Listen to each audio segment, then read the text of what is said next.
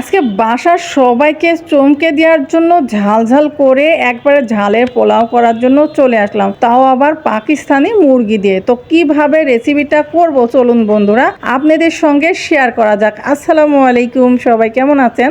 আশা করি সবাই অনেক বেশি ভালো আছেন। তো এই তো চুলাতে চলে এসেছি রান্না করার জন্য। এখানে সাথে তেজপাতা দিয়ে দিলাম, পেঁয়াজ কুচি আর রসুন কুচি দিয়ে ভালো করে কিন্তু পেঁয়াজ মরিচগুলি লাল লাল করে ভেজে নেব।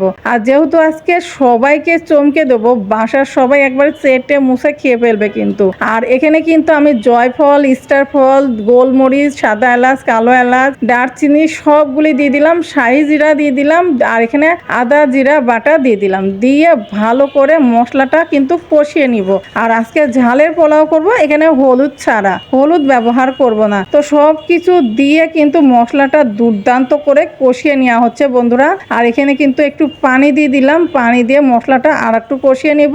আর এখানে কিন্তু আমি মরিচের গুঁড়া ব্যবহার করব, লাল মরিচের গুঁড়াটা ব্যবহার করব। আর এই তো স্বাদ অনুযায়ী লবণ দিয়ে দিলাম, লবণ দিয়ে ভালো করে এই তো এখন কষিয়ে নিব। আর সাথে মরিচের গুঁড়াটাও দিয়ে দিব, দিয়ে ভালো করে এখন মশলাটা কষিয়ে নিব।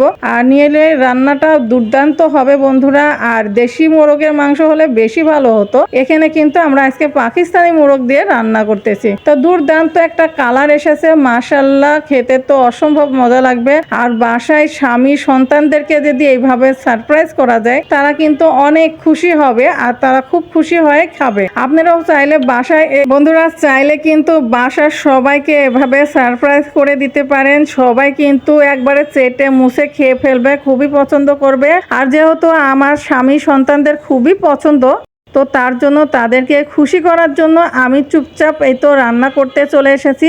সবাই যেহেতু ব্যস্ত, আমি রান্নাঘরে আমার মতো ব্যস্ত থেকে এই তো সবার খুশির জন্য রান্না করতে চলে এসেছি।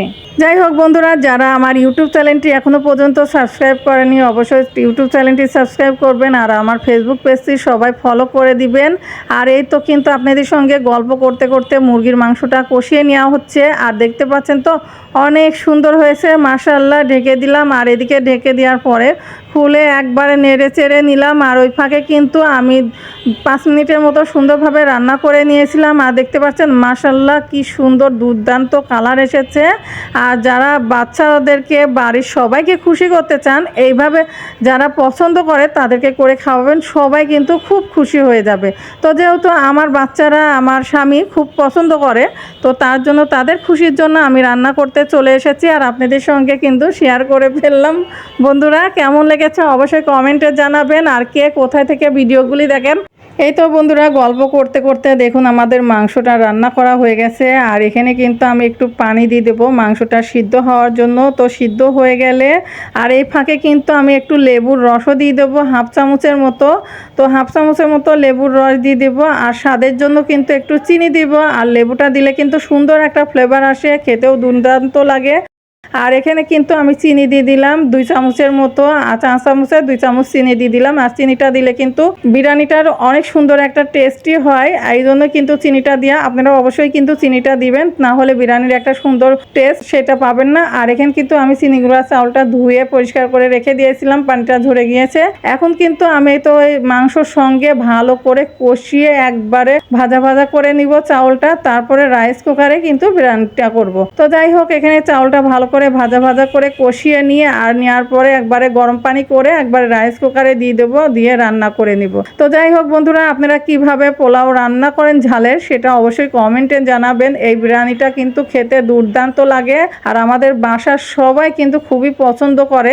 আপনারাও চাইলে আপনাদের বাসার সবার জন্য এভাবে করে খাওয়াইতে পারেন, সবাই কিন্তু অনেক খুশি হবে। যেহেতু বাচ্চারাও খুব পছন্দ করে, আপনাদের ভাইয়াও খুব পছন্দ করে, তাদের পছন্দের মতোই কিন্তু আমি এই রেসিপিটা করলাম। আর দেখতে পাচ্ছেন মাশাআল্লাহ কি সুন্দরভাবে চাউলটা ভেজে নেওয়া হয়ে গেছে, কালারটাও কি সুন্দর হয়েছে।